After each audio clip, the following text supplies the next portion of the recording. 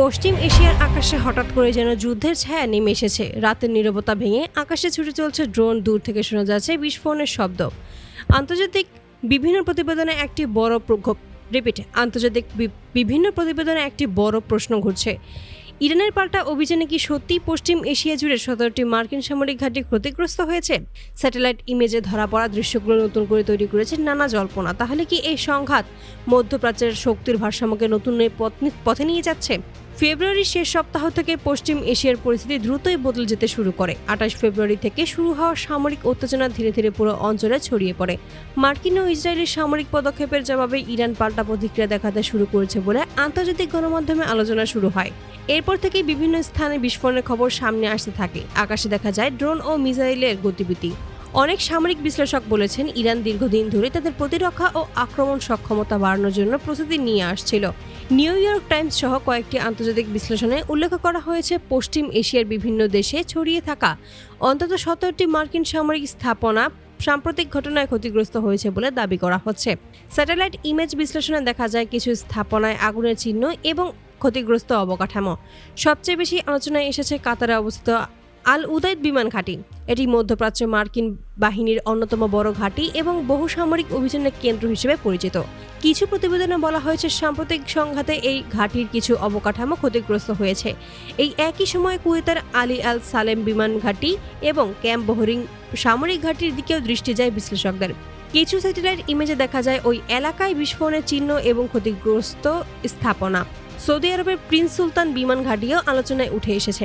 বিভিন্ন প্রতিবেদনে উল্লেখ করা হচ্ছে, সেখানে অবস্থিত কিছু সামরিক স্থাপনা ক্ষতির মুখে পড়েছে। মার্চের প্রথম দিনগুলোতে আরেকটি ঘটনা আন্তর্জাতিক সংবাদ মাধ্যমে ব্যাপক আলোচনার জন্ম দেয়। কুয়েতের সুয়েইবা বন্দরের কাছে অবস্থিত একটি সামরিক আবাসন এলাকায় ড্রোন বিস্ফোরণের খবর সামনে আসে। কিছু রিপোর্টে বলা হয়েছে, এই ঘটনায় কয়েকজন মার্কিন সেনা নিহত হন। এই একই দিনে সৌদি আরবের আরেকটি সামরিক স্থাপনায় বিস্ফোরণের ঘটনা ঘটেছে বলে উল্লেখ করা হয়েছে। যদিও এসব ঘটনার বিস্তারিত নিয়ে এখনও বিভিন্ন সূত্রে ভিন্ন ভিন্ন তথ্য পাওয়া যাচ্ছে। এদিকে বাহরাইনে অবস্থিত মার্কিন নৌবাহিনীর 5ম নৌবহরের সদর দপ্তরও আলোচনায় উঠে এসেছে। কিছু প্রতিবেদনে এটাও বলা হয়েছে, সেখানে সংঘটিত হামলার অবকাঠামোগত বড় ক্ষতি হয়েছে। সামরিক বিশ্লেষকরা বলেছেন, যদি এ সমস্ত রিপোর্ট সত্যি হয়, তাহলে এটি পশ্চিম এশিয়ার মার্কিন সামরিক উপস্থিতির জন্য একটি বড় চ্যালেঞ্জ হতেই পারে। বিশেষভাবে আলোচনায় উঠে এসেছে উন্নত রাডার ব্যবস্থা। মোয়াক্ফ-ই বিমান ঘাঁটির একটি রাডার ইউনিটের কথা বিভিন্ন প্রতিবেদনে উল্লেখ করা হয়েছে। এই রাডারটির মূল্য প্রায় $500 মিলিয়ন বলে ধারণা করা হয়েছে। রাডারটির আকাশপথে নজরদারি করার জন্য ছিল অত্যন্ত গুরুত্বপূর্ণ। কিছু বিশ্লেষণে বলা হয়েছে, সাম্প্রতিক হামলায় এটি অকেজো হয়ে যেতে পারে।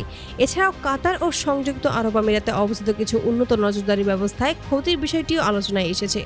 সবচেয়ে বেশি আলোচিত প্রযুক্তিগত স্থাপনার একটি হচ্ছে NFPS 132 লং রেঞ্জ রাডার।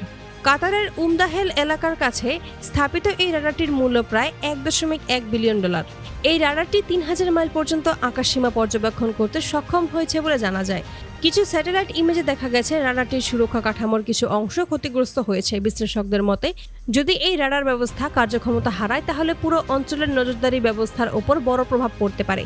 এদিকে ওয়াশিংটনের সামরিক কৌশল নিয়েও নতুন করে আলোচনা শুরু হয়েছে। অনেকেই বলছেন, এই ঘটনাগুলো ভবিষ্যতের সামরিক কৌশল নির্ধারণে বড় ভূমিকা রাখতে পারে। সব মিলিয়ে পশ্চিম এশিয়ার পরিস্থিতি এখনও অনিশ্চয়তায় ঘেরা। বিভিন্ন রিপোর্ট, স্যাটেলাইট ইমেজ এবং বিভিন্ন সামরিক বিশ্লেষণ নতুন নতুন প্রশ্ন তুলছে। সত্যিই কি 17টি মার্কিন ঘাঁটি বড় ধরনের ক্ষতির মুখে পড়েছে, নাকি বাস্তবতা আরও ভিন্ন? একটা বিষয় পুরোপুরি নিশ্চিত, এই উত্তেজনা যদি আরও বাড়তে থাকে, তাহলে মধ্যপ্রাচ্যের শক্তির ভারসাম্যে বড় পরিবর্তন দেখা যেতে পারে। আর সেই কারণেই এখন পুরো বিশ্ব তাকিয়ে আছে পশ্চিম এশিয়ার দিকে।